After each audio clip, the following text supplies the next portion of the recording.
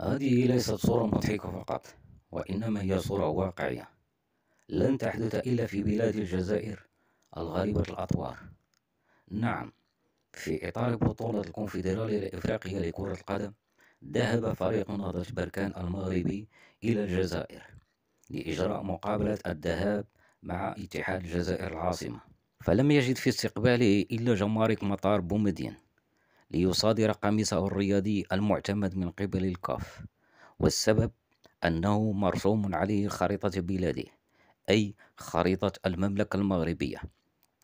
والأخطر من هذا، قام الاتحاد الجزائري لكرة القدم بتزوير القميص المعتمد بأن حذف الخريطة من القميص الذي صادق عليه الكاف، فلم يكن أمام نهضة بركان إلا الامتناع عن لعب المباراة أمام اتحاد العاصمة، وهذا ما تنص عليه قوانين الكاف.